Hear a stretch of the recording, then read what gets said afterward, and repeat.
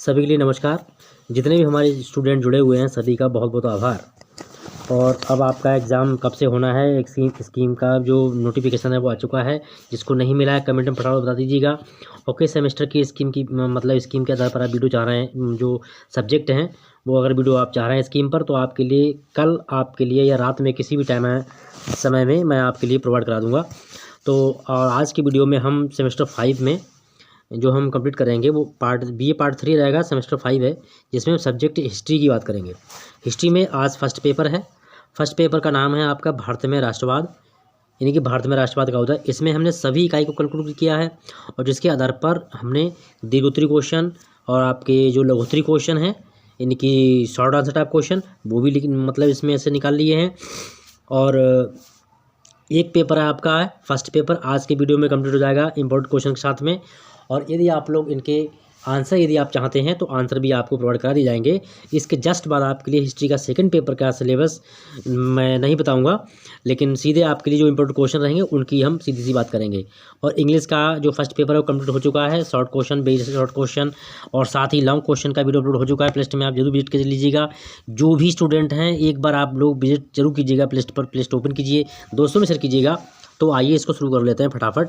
और इसके बाद आपको परमानेंट वीडियो मिलेंगे आज से, क्योंकि नोटिफिकेशन आ चुका है, एग्जाम बहुत जल्द होने वाले हैं आपके। और जिस किसी के पास स्कीम अवेलेबल नहीं है तो प्लीज़ कमेंट में बताइएगा।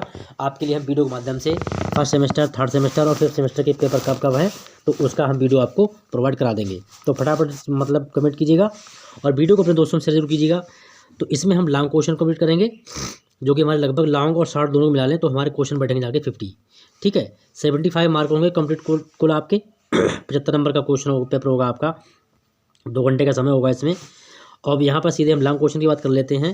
सन 1857 की क्रांति का प्रमुख कारणों का उल्लेख कीजिए। यानी 1857 में क्रांति हुई थी, उसके परिणाम क्या हुआ उनका, उसका परिणाम क्या रहा। ठीक है, इसके बारे में नेक्स्ट इसी में है। सन 1857 की जो क्रांति थी, यानी कि जन विद्रोह था, उसका कारण क्या था, तो उसके कारणों के बारे में बताना है। लॉन्ग क्वेश्चन है ये सारे। सन 1857 की क्रांति की असफल होने के कारण, देखिए यहाँ पर मैंने तीनों क्वेश्चन अलग कर दिए। ये क्वेश्चन एक में ही आ सकता है। कैसे आ सकता है? सन 1857 की क्रांति के परिणामों, क्रांति के आप क्या कारण थे और उसकी असफलता के क्या कारण रहे थे और साथ ही इसके परिणाम क्या हुए। तो इस तरीके से क्वेश्चन एक ही बन सकता था, पर हमने इसको अलग अलग कर दिया ताकि आप इसको अच्छे से समझ लें। अगला क्वेश्चन आपका है, भारत में राष्ट्रवाद के उदय की ऐतिहासिक पृष्ठभूमि और कारण क्या थे। जो पृष्ठभूमि क्या थी और उसके कारण क्या थे, इसकी भारत में राष्ट्रवाद उदय हुआ, इसकी आपको चर्चा कर रही है। ठीक है, क्वेश्चन हमारा 5 है। 5 नंबर क्वेश्चन है आपका, सन 1921 में असहयोग आंदोलन का जो शुरुआत हुई थी उसका संक्षेप में आप वर्णन कीजिएगा। राष्ट्रवाद के विकास में कौन कौन से बाधक तत्व हैं, यानी कि राष्ट्रवाद जो विकास होता है तो उसमें कौन कौन से तत्व बाधक होते हैं, तो इनके बताइएगा। इसके बारे में बताना है। अगर आंसर नहीं मिलता है तो बता दीजिएगा, मैं आपको 1 या 2 वीडियो के अंदर अंदर इनके सबके आंसर बता दूंगा कि कैसे करने हैं आपके लिए। भारत छोड़ो आंदोलन क्यों चलाया गया था, ठीक है, इसमें। और फिर इस आंदोलन की व्याख्या कीजिए आप। असफल होने के कारण क्या रहा। देखिए इस तरीके से मैंने क्वेश्चन आपका पूरा एक में कवर कर दिया था। और बस 2 के आपके बहुत पास हो चुके हैं, मात्र 4-5 लोग जुड़ने बाकी रह गए हैं। इसी में 2 के कंप्लीट हो जाएगा। मुझे उम्मीद है आप लोग इसी सेशन में इसके अलावा 3 के या फिर आप 5 के कंप्लीट करवा देंगे, ऐसी मुझे आशा है। और अपना प्यार मोहब्बत इस तरीके से बनाए रखिएगा। बस वीडियो को आप लोग शेयर करते रहिएगा अपने दोस्तों में, और बाकी कंटेंट प्रोवाइड कराना हमारी जिम्मेदारी है। तो क्वेश्चन नंबर हमारा 8 है, महात्मा गांधी के सपने विज्ञान चलाया था, इसकी असली विस्तार, इसका जो विस्तार से आपको चर्चा करनी है। पंडित जवाहरलाल नेहरू को समकालीन भारत का निर्माता कहा जा सकता है, ये कथन है। ठीक है, तो इस कथन की आपको पुष्टि करनी है और इसका आलोचनात्मक परीक्षण करना है। ठीक है, पॉइंट के आधार पर आपको इनको लिखना होगा, इनका आंसर बनाना होगा। अगला क्वेश्चन है आपका, 19वीं सदी के शुरू में भारत में धर्म सुधार आंदोलन, समाज सुधार आंदोलन हुआ था, उनका विवरण क्या था और महापुरुष कौन कौन थे उनके बारे में आपको बताना है। वो टिप्पणी पूछ सकता है, जैसे कि लाला लाजपत राय कौन थे या फिर सुभाष चंद्र बोस पर टिप्पणी लिखी, इस तरीके से क्वेश्चन आपसे पूछ लेगा। राष्ट्रीय आंदोलन में महात्मा गांधी का क्या योगदान रहा। जो राष्ट्रीय आंदोलन रहे थे, जितने आंदोलन हुए थे स्वतंत्रता के लिए, तो उनमें महात्मा गांधी का जो है क्या आंदोलन रहा था, क्या सहयोग रहा, इसके बारे में आपको बताना है।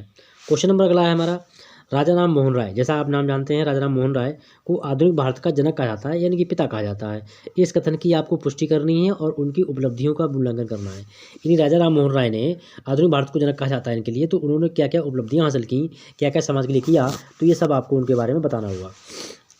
अगला क्वेश्चन आपका है, आधुनिक भारत में शिक्षा के विकास का या विकास पर एक विस्तार पूर्वक टिप्पणी लिखनी है, या फिर शिक्षा भारत में आधुनिक भारत में जो है शिक्षा के विकास पर जो है विदेशी कंपनी जो थी ईस्ट इंडिया कंपनी, उसका क्या महत्व रहा था, क्या रोल रहा था, उसके बारे में बताना आपको। भारत की स्वदेश नीति विदेश नीति के निर्धारण तत्वों की समीक्षा करनी है, यानी भारत की विदेश नीति के निर्धारक तत्व कौन कौन से थे उनकी आपको समीक्षा करके बताना है। क्वेश्चन नंबर हमारा 15 है, और इसमें जो भी क्वेश्चन हमने आपको प्रोवाइड करा रहे हैं, ये क्वेश्चन आपको किसी न किसी रूप में 100% मिलेंगे, चाहे आपके लॉन्ग क्वेश्चन में आ जाएं या आपके शॉर्ट क्वेश्चन में आ जाएं, यानी कि दीर्घ उत्तरी में आ जाएं। और कुछ क्वेश्चन आपके अतल उत्तरी में पूछ सकता है, और अतल उत्तरी में आपसे क्वेश्चन पूछ सकता है, और कुछ महापुरुषों के नाम दे देगा, और उन महापुरुषों के लिए भी आपको पूछ सकता है। अगला क्वेश्चन आपका, महात्मा गांधी के राष्ट्रवाद पर विस्तार पूर्वक चर्चा कीजिएगा। रविंद्रनाथ टैगोर की राष्ट्रवाद की आलोचना को व्याख्या कीजिए। जो रविंद्रनाथ टैगोर थे उनके बारे में आपको बताना है। अगला क्वेश्चन है, उदारवादियों के सिद्धांत एवं उद्देश्यों पर प्रकाश डालिए। ठीक है, यहाँ पर मैं कुछ आप लोगों को उदारवादियों के नाम बता देता हूँ, जैसे कि दादा भाई नौरोजी ये भी एक उदारवादी नेता थे, जिनकी सामाजिक राजनीतिक आर्थिक विचारों की आपको व्याख्या करनी है, ये भी पूछ सकता है। क्वेश्चन नंबर 18 है हमारा। अब यहाँ आ गया प्रमुख उदारवादी नेताओं के बारे में आप अपने विचार विस्तृत कीजिए, जैसे दादा भाई नौरोजी, भूमेश चंद्र बनर्जी, गोपाल कृष्ण गोखले, फिरोज शाह मेहता, दिनशा वाचा, महादेव रानडे, ठीक है, महादेव गोविंद रानडे, सुरेंद्रनाथ बनर्जी, मदन मोहन मालवीय इत्यादि नेता हैं ये, जो कि आपके उदारवादी नेता रहे हैं। इनके बारे में आपको किसी से भी पूछ सकता है, तो अच्छे से इनके बारे में आप पढ़ लीजिएगा। उदारवादी नेताओं की प्रमुख मांगे क्या थी, तो उनकी आपको मांगे बता देनी है, क्या मांगे थी इनकी, जैसे भर्ती में भारतीयों को स्थान देना चाहिए, ठीक है, किसी का भेदभाव नहीं करना चाहिए। अतिवाद के उदय के कारणों का उल्लेख कीजिए। अतिवाद मतलब कि एक प्रकार से हड़प नीति समझ लीजिए। बंगाल का विभाजन प्रमुख कारण क्या थे, और ये क्या अतिवाद की उपज थी कि अब बंगाल का जो विभाजन हुआ था वो क्या अतिवाद के ही कारण हुआ था। स्वदेशी आंदोलन के व्यवहार के स्वरूप और उसके परिणामों की व्याख्या कीजिए। ठीक है, अगला क्वेश्चन आपका है, स्वदेशी आंदोलन के प्रमुख कारण व उद्देश्य क्या थे, इनके बारे में आपको बताना है। आपसे कारण पूछ सकता है या फिर उद्देश्य पूछ लेगा, दोनों को आपको कंप्लीट करना है। स्वदेशी आंदोलन के प्रसार में विभिन्न वर्गों ने अहम भूमिका निभाई, इस बात को आपको विस्तार से समझाना है। किन किन लोगों ने, जैसे विद्यार्थियों ने, किसानों ने, मजदूर वर्ग ने, सभी ने अपनी अपनी भूमिका निभाई थी। स्वदेशी आंदोलन का किस प्रकार अंत हुआ, या उसके प्रमुख कारण क्या थे, यानी कि किस प्रकार अंत हुआ, या फिर किन कारणों से स्वदेशी आंदोलन जो था उसका वो अंत हुआ या फिर वो समाप्त हो गया। अगला क्वेश्चन है, मुस्लिम लीग की स्थापना और उसके उद्देश्य व क्रियाकलाप, वेरी मोस्ट इंपॉर्टेंट क्वेश्चन है ये, इसको अच्छे से पढ़ लीजिएगा। आपके लॉन्ग क्वेश्चन कंप्लीट हो गए। अब हम बात करते हैं शॉर्ट क्वेश्चन की, यानी कि लघुत्तरी प्रश्नों की। इसमें भी आपको लगभग 20 से 25 क्वेश्चन मिलेंगे। तो अब यहाँ पर आपके जो क्वेश्चन 26 थे और 20, इसमें लगभग 50 क्वेश्चन आपके हैं। तो इसमें पहला क्वेश्चन आपका है, राष्ट्रवाद से आप क्या समझते हैं। राष्ट्रवाद के विकास में ब्रिटिश सरकार की साम्राज्यवादी लूट कहाँ तक जिम्मेदार है। अगर भारत में हमारा राष्ट्रवाद विकास हुआ है, तो उसमें जो साम्राज्यवादी लूट की थी ब्रिटिश सरकार ने, तो क्या वो भी जिम्मेदार है, अगर है तो कहाँ तक है, तो आपको प्रूफ करना है। अगला क्वेश्चन है, राष्ट्रवाद के विभिन्न स्वरूपों की विवेचना कीजिए। जितने स्वरूप हैं उनकी विवेचना आपको करनी है विस्तार पूर्वक। अगला क्वेश्चन आपका है very most important question number 4, Lord Ripon के स्थानीय स्वशासन, ठीक है, स्वशासन की प्रमुख विशेषताएं क्या थी। आर्य समाज पर एक लिख लिए, वेरी मोस्ट इंपॉर्टेंट क्वेश्चन है ये। राजा राम मोहन ने इसकी स्थापना की थी। और भारत के विभाजन का प्रमुख कारण क्या था, भारत का विभाजन क्यों किया गया, तो इसका भी आपको बताना है। ये लॉन्ग क्वेश्चन में भी पूछ सकता है आपसे और शॉर्ट में भी पूछ सकता है। अगला क्वेश्चन है, साइमन कमीशन का संक्षिप्त मूल्यांकन कीजिए। वेरी मोस्ट इंपॉर्टेंट कमीशन है साइमन कमीशन। जब भारत आया था तो उसने क्या क्या उपद्रव किए थे, तो ये सारी चीज़ आपको बतानी होंगी। इसकी दृष्टि से काफ़ी इंपॉर्टेंट क्वेश्चन है ये। अगला क्वेश्चन आपका है, यहाँ दिया हुआ है, नेताजी सुभाष चंद्र बोस महात्मा गांधी पर एक संक्षिप्त लेख लिखिए। जैसे टिप्पणी टाइप आपको बता देना है, इनके जन्म के बारे में, इन्होंने क्या क्या कार्य किए थे, तो इस तरीके से आप पढ़ देंगे। जैसे अगर बाकी मैं आपको बोर्ड बता दूंगा कि कैसे इनका आंसर आपको बनाना है। और क्वेश्चन नंबर 9 है हमारा, भारत में निम्नलिखित में से किसी एक पर आप अपनी राय या टिप्पणी दीजिए। तो यहाँ पर देख लीजिएगा कुछ टिप्पणियाँ कुछ ऐसे इस तरीके से आपको दिए होंगे ABC करके या आबासा करके या फर्स्ट सेकंड थर्ड करके, जैसे एनी बेसेंट है, राजा राम मोहन राय हैं, बाल गंगाधर तिलक। तो एनी बेसेंट का बहुत बड़ा रोल रहा है इंडिया में और राजा राम मोहन राय ने समाज सुधार के लिए बहुत अच्छा काम किया। बाल गंगाधर तिलक भी एक समाज सुधारक थे और उदारवादी नेता भी थे। तो इस तरीके से क्वेश्चन नंबर आपका 9 कंप्लीट हो जाता है। सन 1916 में शुरू किया गया होम रूल आंदोलन क्या था, इसकी आपको संक्षिप्त जानकारी देनी है, शॉर्ट में है। धार्मिक आंदोलन, धार्मिक सुधार क्षेत्र में आर्य समाज की क्या भूमिका रही थी, तो वो आपको बताना है। स्वामी विवेकानंद की प्रसिद्धि बढ़ने के क्या कारण थे, आप सभी जानते हैं स्वामी विवेकानंद के बारे में, तो अच्छे से पढ़ लीजिएगा। वेरी मोस्ट इम्पोर्टेंट क्वेश्चन है सारे, ये सारे क्वेश्चन आपके सिलेक्टेड हैं, किसी न किसी रूप में आपको क्वेश्चन मिलना तय है, चाहे आपके लॉन्ग में मिले या आपके शॉर्ट में मिले। क्वेश्चन का आंसर कैसे लिखना है वो भी मैं बता दूंगा। तब तक आप वीडियो को लाइक शेयर करते रहिएगा। फर्स्ट टाइम आए तो चैनल को सब्सक्राइब करके बेल आइकन को प्रेस कीजिएगा, जिससे निरंतर आपको अपडेट मिलता रहे। और वीडियो आपका दिन में किसी भी समय अपलोड हो सकता है, तो इसलिए आप लोग हमेशा कोशिश करें अधिक से अधिक कि आप लोग वीडियो को अपना मतलब समय दें यूट्यूब पर।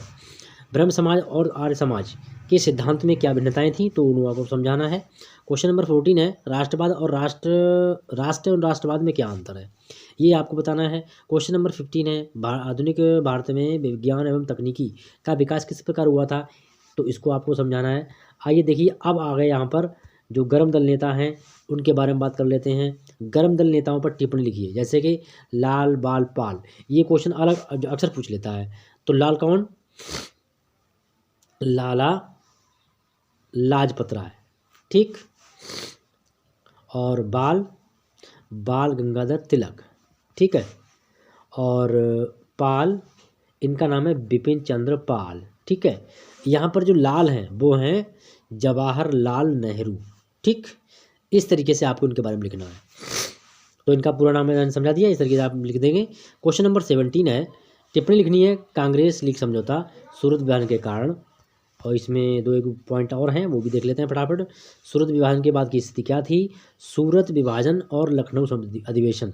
लखनऊ हमारा उत्तर प्रदेश में है, सूरत ये गुजरात का शहर है, काफ़ी विकसित शहर है, डेवलपमेंट शहर है, तो उसके बारे में कभी मैप पे समझाएंगे जब आपको ज्योग्राफी पढ़ाएंगे, उसके बाद में इसी में बता देंगे हम। और क्वेश्चन नंबर 18 है लखनऊ समझौता से आप क्या समझते हैं, या फिर ऐसे हो सकता है लखनऊ समझौता के बारे में क्या जानते हैं, तो ऐसे पूछ लेगा। इस तरीके से आप कर लीजिए कंप्लीट। सांप्रदायिक हत्याकांड पर प्रकाश डालिए। यानी सांप्रदायिक यानी धार्मिकवाद और सांप्रदायिक एक चीज़ होती है, इसका हत्याकांड किस प्रकार से हत्याकांड हुए थे, अपनाए गए थे, तो उन चीज़ों को बताना है। उग्रवादी आंदोलन के दोषों की व्याख्या कीजिए। उग्रवाद जो आंदोलन था उसके दोष क्या थे, उसकी कमियां क्या थी, वो आपको बतानी है। क्वेश्चन नंबर 18 है मतलब आपका जो 21 है, 21 क्वेश्चन आपका कह रहा है कि प्रथम विश्व युद्ध का हमारे देश पर क्या प्रभाव पड़ा, या हमारे देश की उस समय जो स्थिति थी उस स्थिति पर भारत के नागरिकों पर या जनता पर क्या असर पड़ा था इसका। तो आई होप, उम्मीद करता हूँ वीडियो पसंद आएगा। पसंद आए लाइक शेयर कमेंट और सब्सक्राइब कर लीजिएगा। बेल आइकन ऑल में प्रेस कर देना, दोस्तों को जोड़ते रहिएगा। और बहुत जल्द आपके लिए सेकंड पेपर के भी इंपॉर्टेंट क्वेश्चन लॉन्ग शॉर्ट सारे मिलेंगे। और अब सेकंड पेपर आपका फर्स्ट पेपर इंग्लिश का कंप्लीट कर दिया है हमने, और सेकंड पेपर बहुत जल्द हो जाएगा, इसका भी सेकंड पेपर अपलोड हो जाएगा। और आप लोग एक जो बिल्कुल आप बहुत अच्छे से ध्यान से समझ लीजिएगा कि आप लोग प्लीज़ कमेंट में जरूर बताइएगा आपने थर्ड सेमेस्टर में विषय कौन कौन से लिए हैं, ताकि आपका किसी प्रकार से कोई लॉस ना हो हमारी तरफ से, और हम आपको समय पर प्रोवाइड कर सकें। थर्ड सेमेस्टर की प्लेलिस्ट अपडेटेड है, और जिन पर प्लेलिस्ट में वीडियो कम है, जो सब्जेक्ट कम रहे हैं, उनके वीडियो परमानेंट आपको मिलते रहेंगे।